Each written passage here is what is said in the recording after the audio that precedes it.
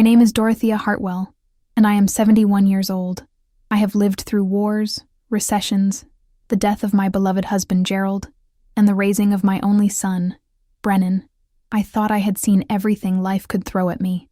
I was wrong. It was a Thursday evening in late October when everything fell apart. The rain came down in sheets outside Brennan's colonial-style home in West Lynn, a suburb of Portland known for its tree-lined streets and families who appeared, at least from the outside, to have it all together. The autumn leaves, copper and gold, clung desperately to the branches before surrendering to the wind and rain. I remember thinking how fitting the weather was as I sat at that dinner table, feeling the first cold fingers of dread wrap around my heart. Brennan had invited me to dinner. It had been 3 weeks since I'd last seen him, his wife Callista, and my 2 grandchildren, 8-year-old Rowan and 6-year-old Everly. I missed them terribly. After Gerald passed 5 years ago, my family became my entire world. I had sold our home in Eugene and moved to Portland to be closer to them. I lived alone in a small apartment, modest but comfortable, spending my days volunteering at the library and waiting for the phone to ring with an invitation to visit. Callista answered the door that evening. She was 38, 15 years younger than my son, with sharp features and hair dyed an unnatural shade of platinum blonde. She wore expensive athleisure wear, the kind that costs more than my monthly grocery budget, and her smile never quite reached her eyes. "Dorothea," she said, not Mom, as she'd called me for the first few years of their marriage. Just my name, flat and cold as a stranger's. I stepped inside, shaking the rain from my coat. The house smelled of roasted chicken and rosemary. Classical music played softly from hidden speakers. Everything looked perfect, curated, like a magazine spread. I'd helped Brennan buy this house 10 years ago, contributing $20,000 from Gerald's life insurance. They never mentioned it anymore. The children ran to greet me, and for a moment, my heart lifted. Rowan hugged my waist, and little Everly showed me a drawing she'd made at school. These moments made everything worthwhile. "Go wash your hands," Callista instructed the children sharply. They scattered like birds. Brennan emerged from his study, still wearing his work clothes. He was 43, my son, but sometimes I looked at him and couldn't find the boy I'd raised. He'd become harder over the years, driven by his career as a marketing director at a prestigious firm downtown.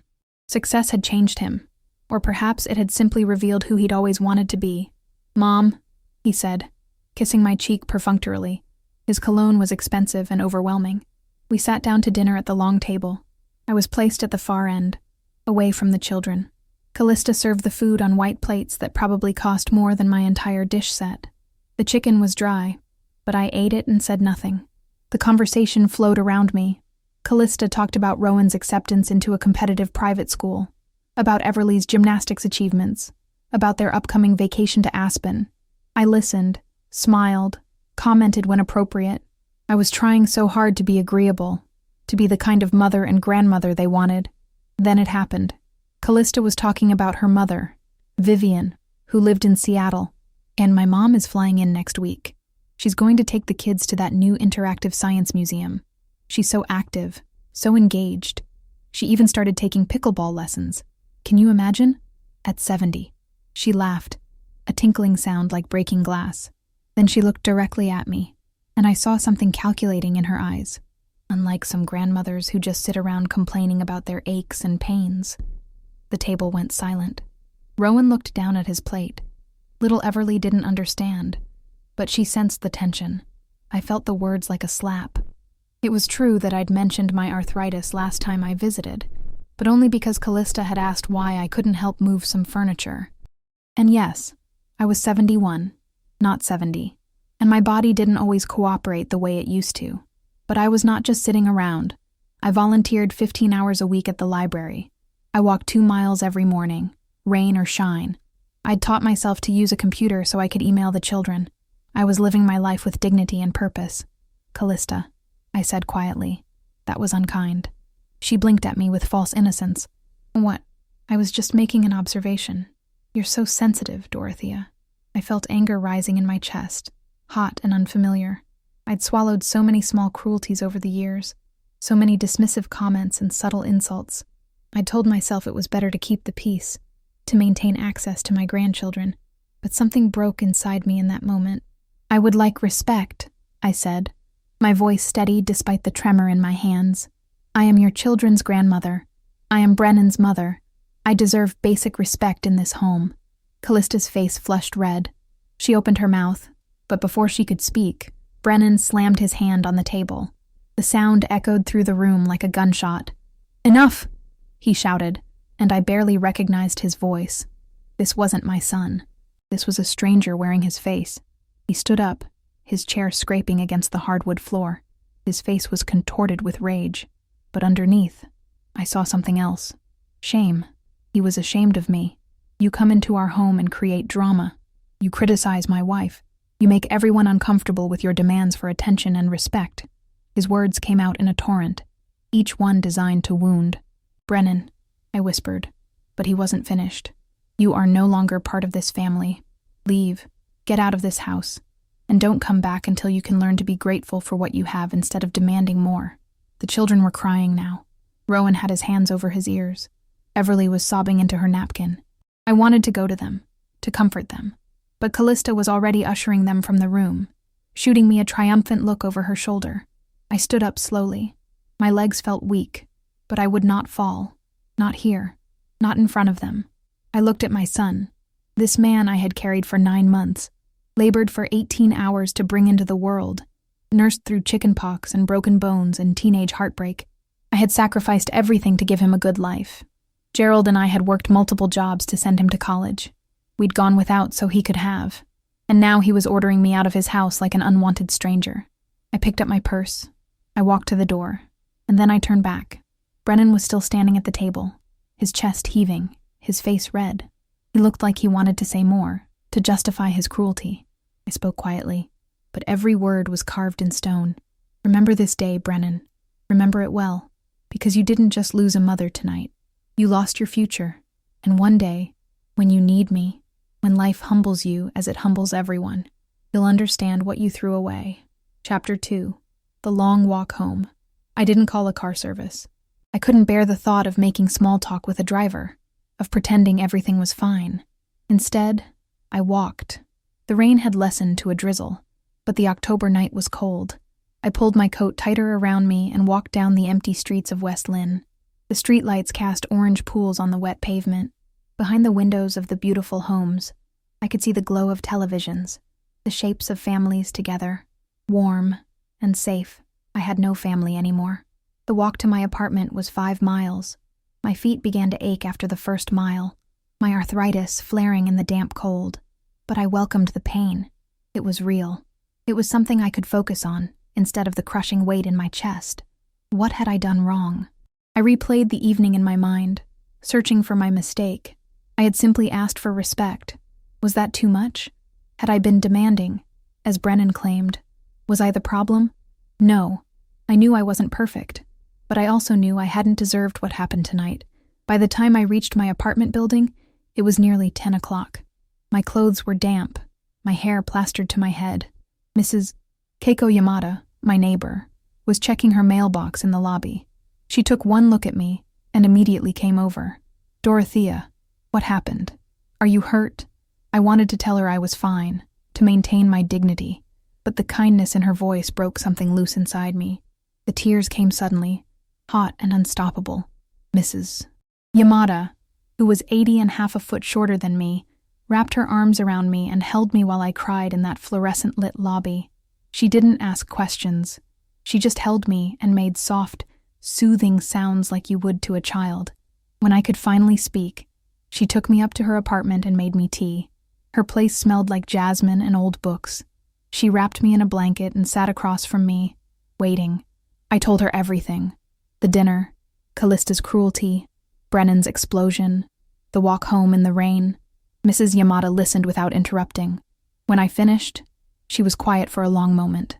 "After my husband died," she finally said, "my son wanted me to sell my home and move into a facility.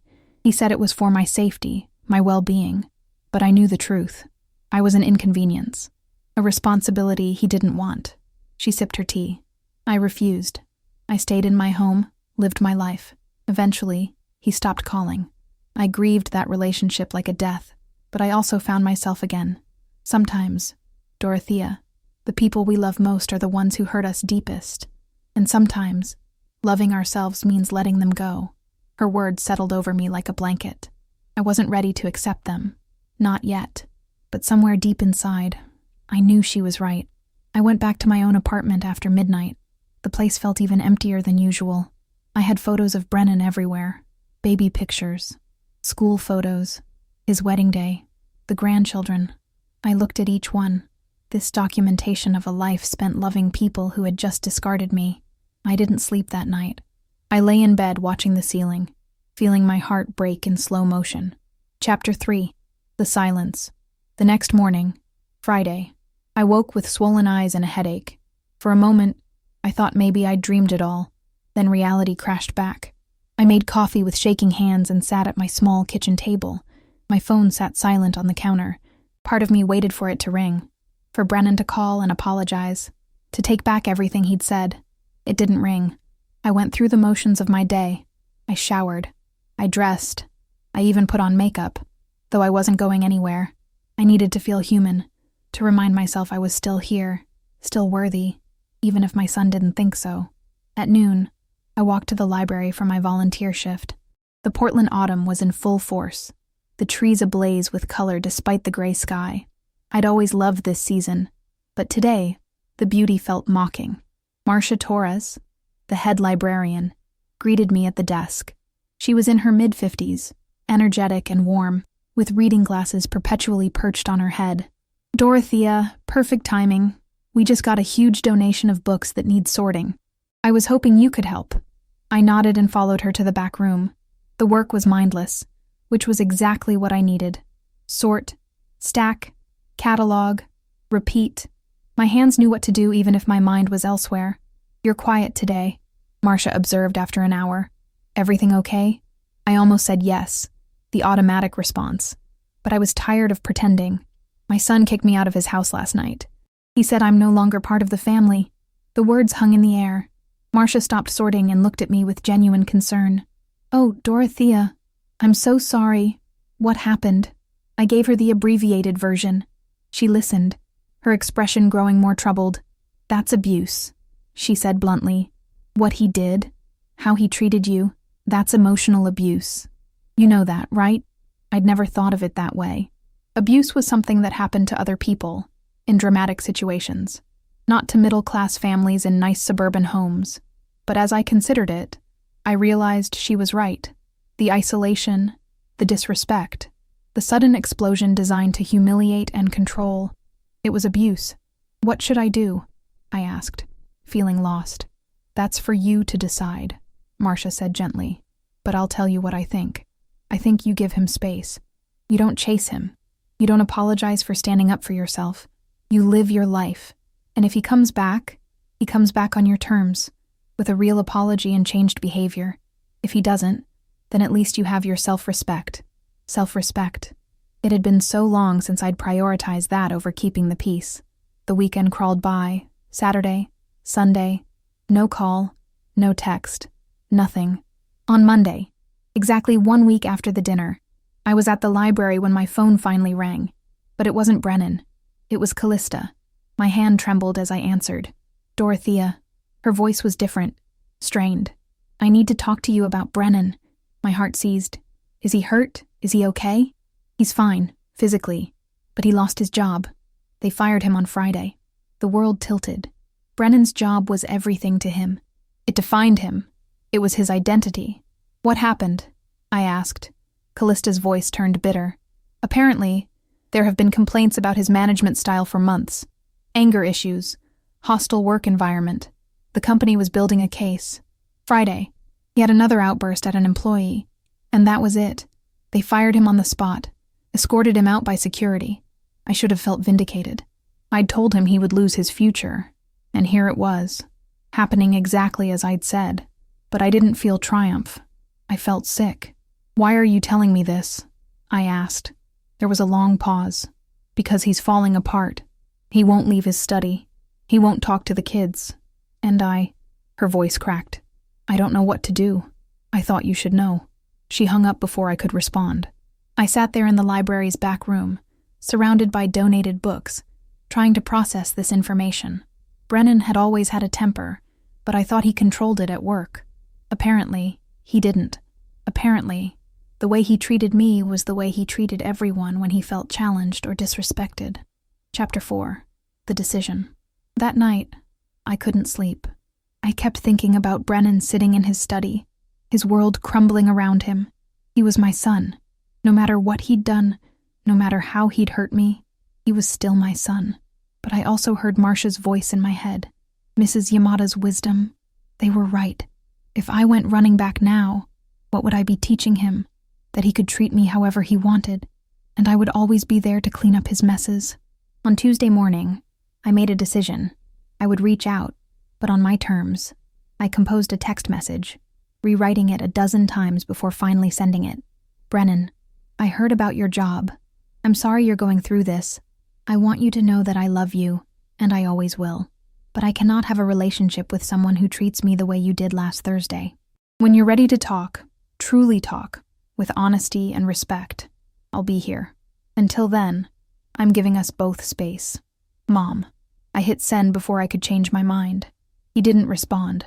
The days turned into weeks. October became November. The trees lost their leaves. Portland settled into its gray winter routine, rain falling steadily from low clouds. I threw myself into my life. I increased my volunteer hours at the library. I joined a book club that met Tuesday evenings. I started taking a watercolor class at the community center, something I'd always wanted to try but never had time for. Slowly, painfully, I began to rebuild myself. Mrs. Yamada became my closest friend. We had dinner together twice a week, either at her place or mine. She taught me to make proper Japanese tea and told me stories about her life in Kyoto before coming to America 60 years ago. Loneliness is not the same as being alone, she told me one evening. Alone can be peaceful. Alone can be powerful. You're learning that now. She was right. I was learning. Not that I didn't miss my grandchildren every single day. Not that my heart didn't ache when I saw families together in the grocery store or the park. But I was learning that I could survive this. I could even find joy in unexpected places. Marcia at the library asked me to lead a weekly reading program for seniors. I was terrified at first, but it turned out I was good at it. The group grew from 5 people to 15. They looked forward to our discussions, and so did I. In mid-November, I received a letter in the mail, not an email, an actual letter, with a stamp and everything. The return address was Brennan's. My hands shook as I opened it. The letter was 3 pages long, handwritten. Brennan's handwriting had always been terrible, but I could read every word. He started with an apology, a real one. He acknowledged what he'd done, how he'd treated me, not just that night but for years. He talked about the anger management therapy he'd started. He explained that losing his job had forced him to confront behaviors he'd been denying for years. He wrote about his father, about how he'd never dealt with Gerald's death, how he'd tried to become so successful that he wouldn't have to feel the grief. He wrote about the pressure he'd put on himself and how he'd taken it out on everyone around him, especially me. He didn't make excuses. He didn't ask for forgiveness. He just laid bare his truth and said he was working on becoming better. At the end, he wrote, I understand if you can't forgive me. I'm not sure I deserve forgiveness, but I want you to know that I'm trying to change, not to get you back, but because it's the right thing to do. You were right, Mom. I did lose my future that night. But maybe, if I work hard enough, I can build a new one. I read the letter 3 times. Then I cried, not from sadness this time, but from a complicated mix of relief and grief and hope. Chapter 5. Small Steps. I waited 2 days before responding. I needed to be sure of what I wanted to say, what boundaries I needed to set. Finally, I wrote back. My letter was shorter than his, but every word mattered. I told him I appreciated his honesty and was glad he was getting help. I told him I loved him and wanted him in my life, but that rebuilding trust would take time. I couldn't just go back to how things were. We needed to move forward carefully, with respect and clear communication. I suggested we start with phone calls. Once a week, no pressure, just talking. He called that Sunday evening. The conversation was awkward at first, both of us carefully choosing our words. But then he asked me about my watercolor class, and I found myself telling him about the disaster of a painting I'd attempted. He laughed, really laughed, and for a moment, I heard my son again. We talked for 45 minutes. Before hanging up, he said, "Same time next week?" "Yes," I said. Same time next week. December arrived with an ice storm that knocked out power across the city. My apartment stayed warm, but Mrs. Yamada's building lost heat. Without hesitation, I invited her to stay with me.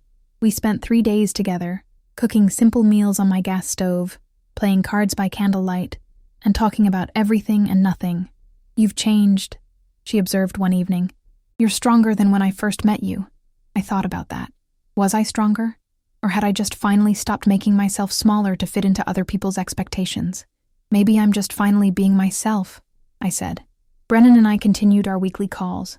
In mid-December, he asked if I would be willing to meet for coffee. Just the two of us. Neutral territory. I agreed, but with a knot of anxiety in my stomach. What if seeing him in person brought back all the hurt? What if we couldn't maintain the fragile progress we'd made? We met at a small cafe near the waterfront. Brennan arrived first. I saw him through the window before I went in. He looked different. Thinner. Older. His shoulders weren't quite as square. His expression wasn't quite as confident. He looked human. When he saw me, he stood up immediately. "Mom, thank you for coming." We sat down. The silence stretched between us, but it wasn't hostile.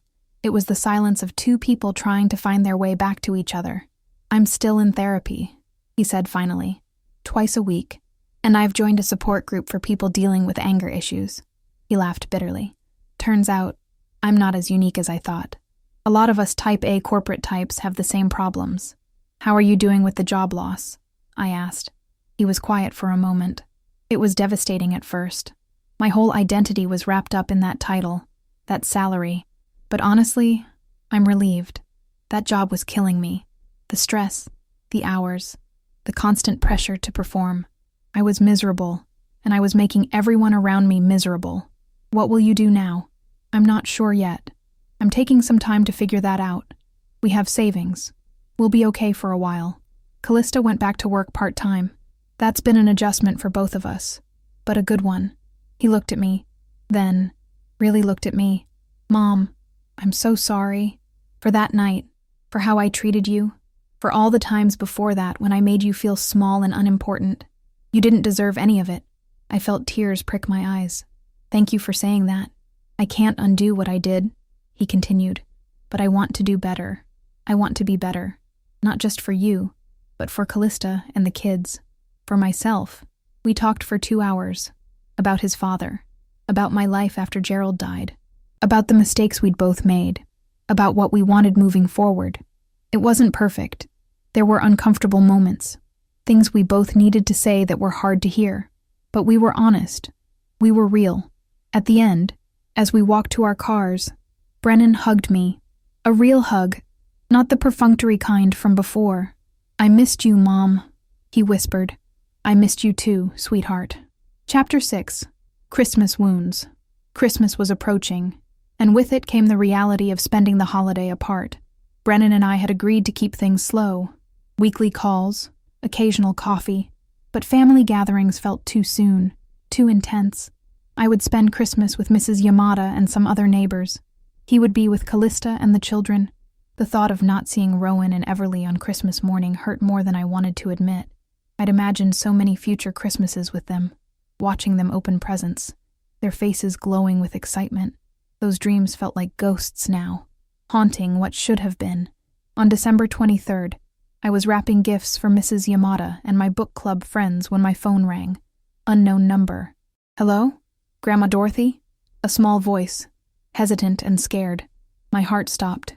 "Rowan, I got your number from Dad's phone. He doesn't know I'm calling." He was whispering, speaking fast.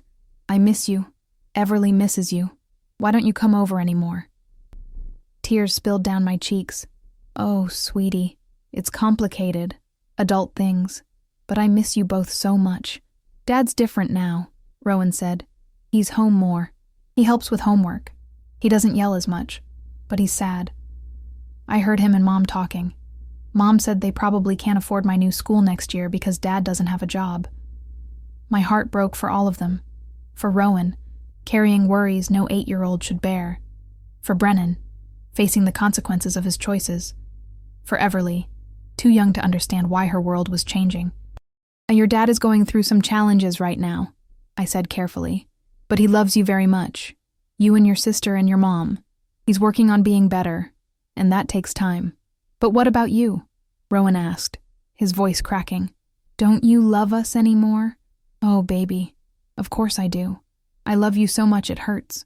But sometimes grown-ups need time apart to figure things out. It doesn't mean the love goes away.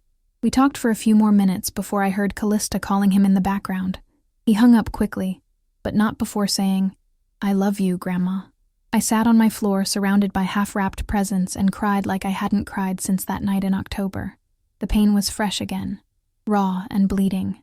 Mrs. Yamada found me there an hour later. She'd come to bring me some of the mandarin oranges her daughter had sent from California. She took one look at me and sat down on the floor beside me, despite her 80-year-old knees. The grandson? She asked. I nodded and told her about the call. This is the hardest part, she said softly. The children caught in the middle. They don't understand why love has to be so complicated. Should I call Brennan? Tell him Rowan called me, Mrs. Yamada considered. What would that accomplish? The boy reached out because he needed to hear your voice. You gave him that. Let it be a gift between you and him. Telling his father would only create more complications. She was right. As usual, Christmas Day was surprisingly pleasant. Mrs. Yamada, myself, and 3 other neighbors from our building shared a meal together. We each brought something. I made my mother's apple pie recipe, the one that had been in our family for 4 generations. It felt good to carry on that tradition, even without my family there to share it. We ate, we laughed, we told stories. For a few hours, I felt at peace. But that night, alone in my apartment with the lights of my small Christmas tree twinkling in the darkness, I let myself feel the grief. I looked at the gifts I'd bought for Rowan and Everly months ago, now wrapped and sitting in my closet with nowhere to go. I thought about Brennan's first Christmas after Gerald died, how I'd tried so hard to make it special despite our grief, despite the empty chair at our table. I'd thought we were building something that would last forever, a family, a legacy. But families are more fragile than we want to believe. They require more than just love. They require respect, communication, boundaries, and sometimes the courage to let go. Chapter 7. The Winter of Change. January arrived with a cold snap that froze Portland solid. Ice coated the trees, the streets, everything. The city ground to a halt for a week. Schools closing, businesses shutting down. I stayed inside, safe and warm, grateful for my small apartment with its reliable heat. Brennan called on our regular Sunday, but he sounded strange, distant. Mom, I need to tell you something. My stomach clenched. What is it? Callista and I are in couples therapy now. We've been going for 3 weeks. He paused. It's not going well. She's angry about everything. The job loss, the money problems, having to go back to work. And she says she's been unhappy for years. Even before I got fired, I didn't know what to say. Part of me wanted to defend my son. Part of me remembered Callista's cruelty at that dinner. Part of me felt sad for both of them, trapped in a marriage that was breaking. What do you want? I asked finally. I don't know anymore. I thought I wanted my old life back. My job, my success, everything perfect on the surface. But I'm starting to realize that life was hollow. I was hollow. I'm trying to figure out who I actually am underneath all the performance. It was the most honest he'd been with me in years, maybe ever. That's brave, I said, asking those questions. It doesn't feel brave. It feels terrifying. We talked for over an hour that night, about his marriage, about his career, about what kind of father he wanted to be. I listened more than I spoke, letting him work through his thoughts out loud. At the end of the call, he said something that surprised me. I understand now why you asked for respect that night.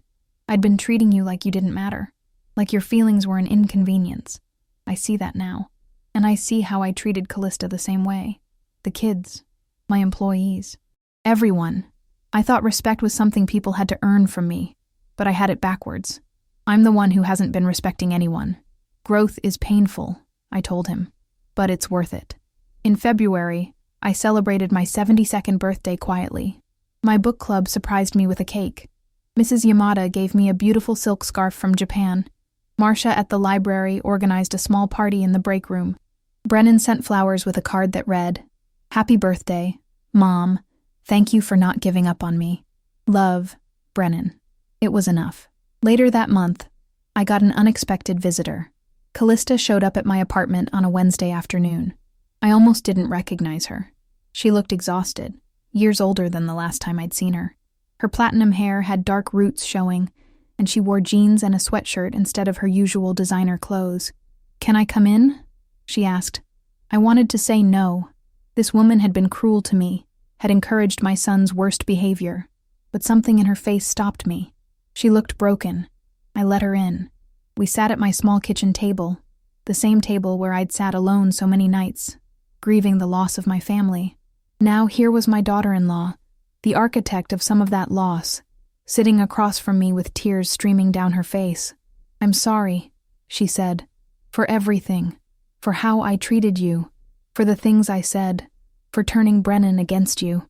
I waited. Sorry was just a word. I needed to hear more. "I was jealous," she continued, her voice breaking. "You had this relationship with Brennan, this history. He loved you in a way he never loved me, and I couldn't stand it. So I made you the enemy. I made him choose, and when he chose me, I thought I'd won." She laughed bitterly. "But I didn't win anything. I just destroyed our family." "Why are you telling me this now?" I asked. "Because Brennan and I are separating. He's moving out next week.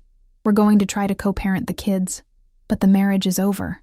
Fresh tears fell, and I realized that I destroyed the only person who could have helped me through this. You. I pushed away the one person who actually knew how to love this family. I felt a complicated mix of emotions. Sadness for the marriage ending. Vindication that I'd been right about their problems. Pity for this broken woman in front of me. But I didn't feel forgiveness. Not yet. "I appreciate you coming here," I said carefully. "And I appreciate your honesty. But Callista, you hurt me deeply. You isolated me from my grandchildren. You supported Brennan when he threw me out. An apology is a start, but it's only a start." She nodded, wiping her eyes. "I know. I don't expect you to forgive me. I just wanted you to know that I see what I did, and I'm sorry." She left a few minutes later. I watched her walk to her car. This woman who had been such a force in my life, now diminished and alone. I didn't feel triumphant. I felt sad. Sad for everyone involved. Sad for the family that could have been. Chapter 8. Reconstruction. March brought rain, as it always did in Portland, but also something unexpected. The first signs of spring. Crocuses pushed through the cold earth. The days grew incrementally longer. Life persisted, despite everything. Brennan moved into a small apartment in southeast Portland, closer to my neighborhood. He asked if I wanted to see it. I did. His place was sparse. A couch, a bed, a small table. Boxes still unpacked in the corner. It looked like what it was, the home of a man starting over. "It's not much," he said, almost apologetically. "It's honest," I replied. And it was. No more pretense. No more trying to impress anyone. Just a real person in a real space, trying to figure out his life. We had coffee at his table, instant from the grocery store, served in mismatched mugs. It was perfect. "I have a job interview next week," he told me. "It's not a director position. It's a mid-level marketing role at a nonprofit. The pay is about half what I used to make, but the work seems meaningful. They help fund arts education in underserved schools. How do you feel about that?" I asked. He thought for a moment. "Relieved, actually. I think I've been chasing the wrong things for a long time. Money, status, power. None of it made me happy. Maybe this will be different." "Maybe it will," I agreed. We talked about the kids. He had them every other weekend now, plus one evening a week for dinner. He was trying to be present with them, to really listen, to be the father they deserved. "Rowan asked about you last weekend," he said. "He wanted to know if you were still his grandma." My heart clenched. "What did you tell him?" I told him yes, always yes, and that sometimes grown-ups make mistakes and need time to fix them, but the love never goes away. He looked at me directly. I also told him that I made the mistake, not you. I wanted him to know that. Tears filled my eyes. "Thank you. Mom, I know I don't have the right to ask for anything, but would you be willing to see the kids? Maybe come to my place when they're here. I won't force it if you're not ready, but they miss you. And I think it would be good for all of us. I'd been waiting for this moment and dreading it in equal measure. Seeing my grandchildren again meant opening myself up to more potential hurt. What if things went wrong again? What if I let them back into my heart and lost them once more? But I also knew I couldn't live in fear forever. Love required risk. It always had. Yes, I said. I would like that. We planned for 2 weeks out. Brennan would have the kids for the weekend. I would come over Saturday afternoon. We'd keep it casual. No pressure. Those 2 weeks felt endless. I was nervous, excited, terrified. I went to the mall and bought small gifts for Rowan and Everly. Age-appropriate books. Because that's what grandmothers who work in libraries do. Then I worried that I was trying too hard, so I returned one of the books and just kept the other one to share with both of them. Mrs. Yamada found me pacing my apartment the night before the visit. "You're going to wear a hole in your floor," she observed with a smile. "What if they don't remember me? What if they're angry? What if they've changed? They're children. They've grown. But so have you. Trust in the love that was there before. It doesn't disappear. It just waits." The next day, I stood outside Brennan's apartment with the book in a gift bag, my heart pounding. Before I could knock, the door flew open. "Grandma!" Everly threw herself at me, wrapping her 7-year-old arms around my waist. Then Rowan was there too, more reserved but with tears in his eyes. "We missed you so much." I held them both. These children I loved more than my own life, and let myself cry. Not sad tears, relief tears, joy tears. We spent the afternoon together. We read the book I'd brought. We played board games. We ate pizza that Brennan ordered. It was simple and imperfect and beautiful. At one point, Rowan asked me directly, "Why didn't you come see us for so long?" I looked at Brennan. He nodded, giving me permission to answer honestly. "Your dad and I had a disagreement," I said carefully. "Sometimes adults have conflicts, and we need time apart to work through them. It wasn't your fault. It was never your fault. And I thought about you every single day." "Are you and Dad okay now?" Everly asked. "We're working on it," I said, "and we're getting better." It wasn't a perfect answer, but it was honest, and that mattered more. Chapter 9. The Hard Truths. April brought cherry blossoms and difficult conversations. Brennan got the job at the nonprofit. He started working longer hours, but they were hours he felt good about. He talked about the kids they were helping, the programs they were building. There was light in his eyes again. His divorce from Callista was moving forward. Not amicably, exactly, but without the rage he'd carried before. They were both in individual therapy and were trying to be good co-parents despite everything. I saw my grandchildren twice a month now, sometimes at Brennan's apartment, sometimes at parks or museums. We were rebuilding our relationship slowly, carefully, but not everything was healing. One Sunday, during our weekly call, Brennan said something that had been weighing on him. "Mom, I need to ask you something, and I need you to be honest with me." "Okay. Do you forgive me? Really, truly forgive me?" I was quiet for a long time. This was the question I'd been avoiding, even in my own mind. "I'm trying to," I said finally. "I want to. But Brennan, forgiveness isn't a switch I can flip. What you did that night, how you treated me, it changed something fundamental in our relationship. I can't just pretend it didn't happen." "I'm not asking you to pretend," he said softly. "I just need to know if we'll ever get back to what we had before." And here was the truth I'd been circling around for months. "No," I said. "We won't get back to what we had before. Because what we had before wasn't entirely healthy. I let you treat me as less important than your wife, less important than your image, less important than your comfort. I accepted disrespect because I was afraid of losing you, and you exploited that fear." He was silent on the other end of the line. "But," I continued, "what we're building now is better. It's more honest. We're both being more authentic with each other, and that's worth more than the illusion of perfect family harmony we had before." "So you don't forgive me?" he said, his voice flat. "I forgive you for being human," I said. "I forgive you for making mistakes, but I don't forgive the behavior. I won't forget what happened, and I won't go back to being someone who accepts being treated that way. If that means we have a different relationship now, then that's what it means." "What if that's not enough for me?" he asked, and I heard anger creeping back into his voice. "Then that's your choice," I said, my heart breaking even as I said it. "I love you, Brennan, but I love myself too. and I won't sacrifice my self-respect to maintain a relationship, even with my son. We hung up shortly after that. The conversation ended stiffly, without our usual warmth. He didn't call the following Sunday, or the Sunday after that. Mrs. Yamada found me crying in my apartment on the third Sunday. He's gone again, I told her. I lost him again. No, she said firmly. He lost himself. You're standing firm in your truth. That's not the same as losing someone. That's loving someone enough to show them what healthy love looks like. But it didn't feel like love. It felt like grief. May arrived. Portland bloomed with roses and rhododendrons. The city came alive with color and warmth. I kept living my life. Library, book club, watercolor class, weekly dinners with Mrs. Yamada. I'd been through this silence before.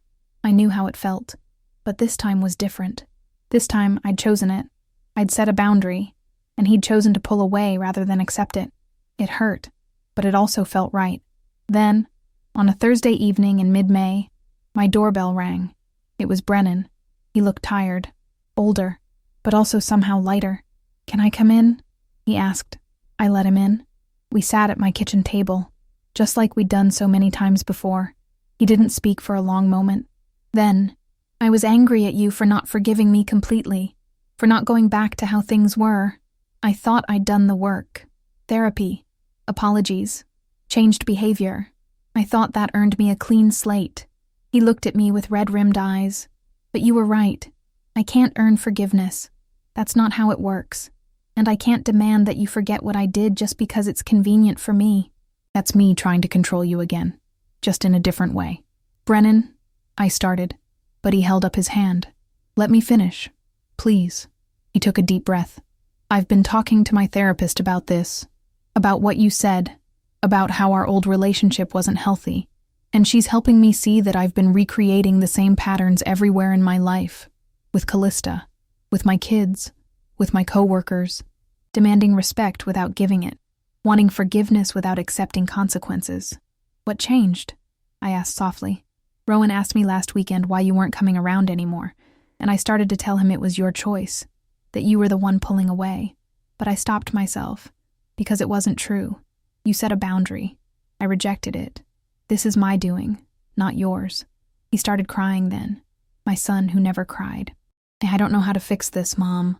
I don't know how to be the person you deserve to have in your life, but I want to try, and I want to try without expecting you to meet me halfway. You've already done more than enough." I reached across the table and took his hand. "You're already doing it," I said. "Right now. This honesty, this accountability, this is what I need." Chapter 10. The Long Road. Summer came to Portland. Warm days, cool evenings. The city bloomed with life and possibility. Brennan and I started over, truly started over, with new rules and new understanding. We met every other week, sometimes with the kids, sometimes just us.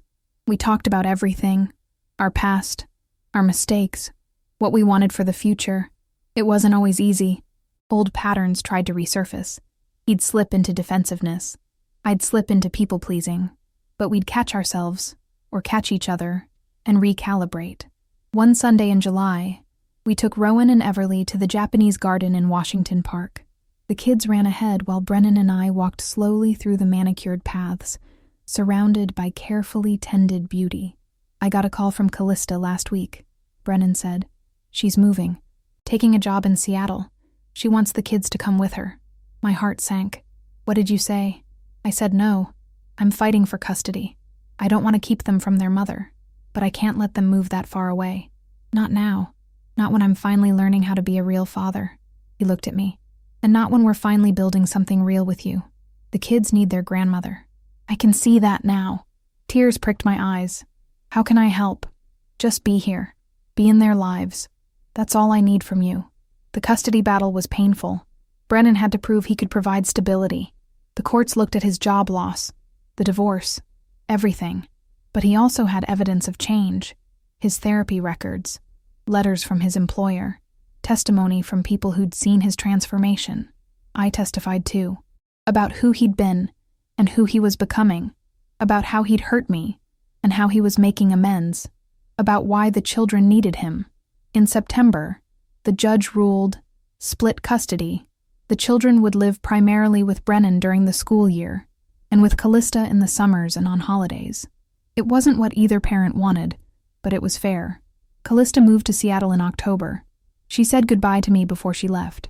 It was awkward, but not hostile. "Take care of them," she said, meaning the kids. "I will," I promised. With Callista gone, I became more involved in the children's lives. I picked them up from school once a week. I helped with homework. I taught Everly to bake my mother's apple pie. I showed Rowan how to use the library's genealogy resources to research our family history. Brennan built a life around being present.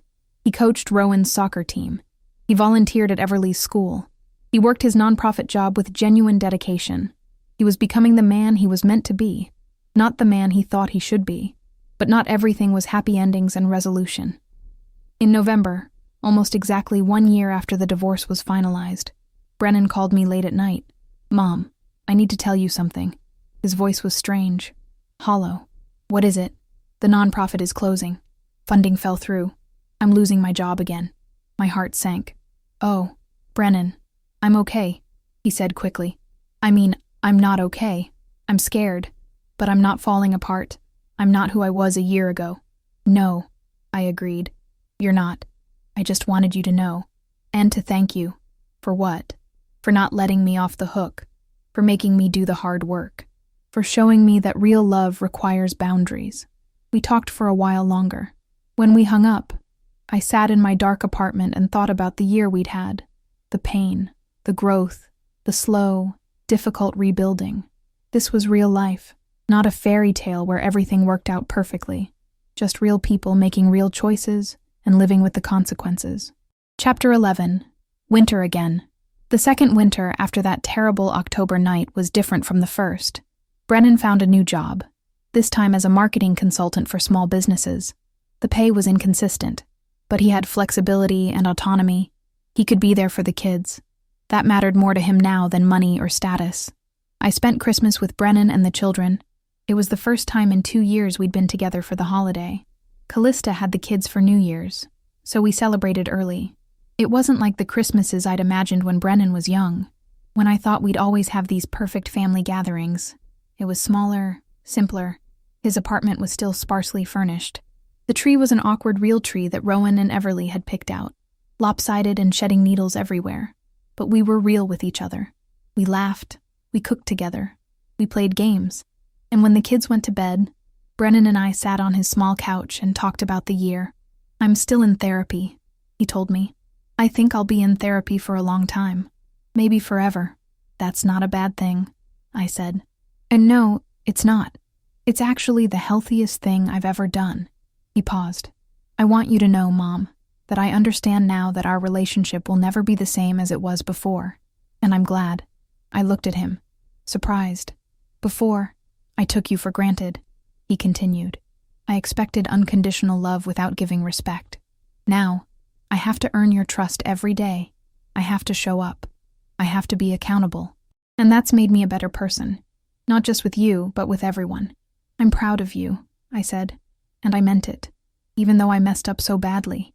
Especially because you messed up so badly. It would have been easy to blame everyone else, to stay angry and defensive, but you looked at yourself honestly. And you changed. That takes real courage. We sat in comfortable silence for a while, the Christmas lights twinkling around us. "What about you, Mom?" he asked. "Are you happy?" I thought about that question. Was I happy? "I'm content," I said finally. "I have good friends. I have work I find meaningful. I have you and the kids in my life, even if it's different than I expected. I'm not lonely anymore. I'm not waiting for someone else to give my life meaning. I found it on my own." "That's beautiful," he said softly. "It's also bittersweet," I admitted. "I wish things had been different. I wish I hadn't lost 2 years with the kids. I wish you and Callista could have made it work. I wish a lot of things. But you don't regret how it happened?" "No, because if it hadn't happened, we'd still be in those old patterns. You'd still be treating people poorly. I'd still be accepting it. Nothing would have changed." I looked at him directly. "Sometimes things have to break completely before they can be rebuilt properly." He nodded, understanding. January brought another ice storm. My power went out again. But this time Brennan insisted I stay with him and the kids. We made the best of it, cooking on his gas stove, playing board games by candlelight. Rowan was 9 now, thoughtful and sensitive. Everly was 7, still full of energy and joy. They asked me questions about their grandfather Gerald, about what Brennan was like as a child, about our family history. I told them stories, keeping the difficult parts vague but the love clear. "Grandma," Rowan asked one evening, "why did you and Dad stop talking that time? For so long?" The room went quiet. The kids knew there had been a rift, but not the details. Brennan and I looked at each other, silently negotiating who should answer. "We had a disagreement," I said carefully. "Your dad said some things that hurt me very much, and I had to step back and take care of myself. But you're together now," Everly observed. "Yes, because your dad did the hard work of changing. He apologized. He showed me with his actions, not just his words, that he was different, and I decided to give him another chance. But it's different now," Rowan said perceptively. "You're different with each other." "Yes," Brennan said. "It's more honest now, more real. Before, we were playing roles. Now, we're just being ourselves." I could see Rowan processing this, his young mind trying to understand adult complexity. "I think that's better," he said finally. "Being real." "Me too," I agreed. Chapter 12. The Lesson. Spring arrived again, Portland's endless cycle of rain and renewal. I was 73 now. Brennan was 45. The children were growing so fast I could hardly keep up. One afternoon in April, I was at the library when Marcia asked me to come into her office. "I wanted to talk to you about something," she said. "Our senior reading program has grown so much under your leadership. We're thinking about expanding it, offering more days, more programs, and we'd like you to coordinate it. It would be a small stipend, not much, but it would make it an official position." I stared at her in shock. "You want to hire me? You're already doing the work. We just want to pay you for it." At 73, I was being offered a job, a real position with responsibility and recognition. It felt impossible and perfect all at once. I said yes. When I told Brennan that evening, he was thrilled. "Mom, that's amazing. I'm so proud of you." "It's just a small thing," I said, embarrassed by my own pleasure. "No, it's not. It's you building your own life, your own identity, independent of me or anyone else. That's huge." He was right. 2 years ago, my entire life had revolved around being a mother and grandmother. I'd lost myself in those roles. Now, I had my own path, my own purpose, but I also had my family, on my terms. We went to dinner to celebrate, just the two of us. Over pasta and wine, we talked about everything and nothing. It felt easy, natural. "Can I ask you something?" Brennan said as we were finishing. "Of course. Do you think you'll ever fully forgive me? I know you've forgiven parts of it, but will there ever be a day when you don't carry that hurt anymore?" I thought about this carefully. It was a fair question. "I don't know," I said honestly. "Some hurts run too deep to completely disappear. That night changed me, changed us. I'll always remember it. I'll always carry some of that pain." He looked down at his plate, disappointed. "But," I continued, "I've also learned that carrying pain doesn't mean being defined by it. I'm not the woman I was that night. I'm stronger, more sure of myself. In a strange way, what you did forced me to grow. I don't thank you for it, but I recognize what came from it." "Do you resent me?" he asked quietly. "Sometimes, when I think about the lost time with the kids, when I remember how alone I felt that winter, but mostly, I just love you, and I'm grateful for who we've both become." He reached across the table and took my hand. "I don't deserve you. That's not how love works. It's not about deserving. It's about choosing. Every day, I choose to have you in my life. And every day, you choose to be someone worthy of that choice." We paid the bill and walked to our cars. The spring evening was mild, the air smelling of cherry blossoms. "Mom," Brennan said before we parted, "I want you to know something. I tell my therapist this, but I've never told you directly. What you did, standing up for yourself, setting boundaries, refusing to accept my behavior, it saved me.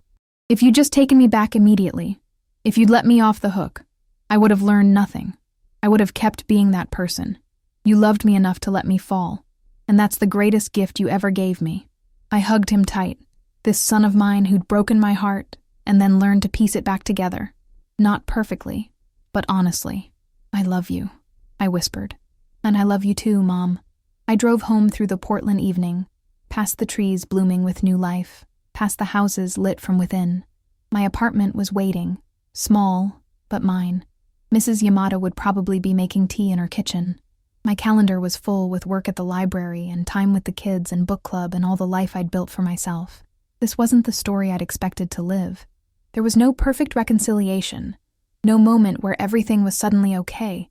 There was just progress, growth, the daily choice to keep showing up, keep trying, keep loving imperfectly. Brennan still had hard days. I still felt the ache of those lost years. But we were real with each other now. We were honest. We respected each other's boundaries and dignity. That night, I opened my journal and wrote, "Some lessons come wrapped in pain. Some relationships can only be saved by being willing to lose them. Some love is only real when it's tested.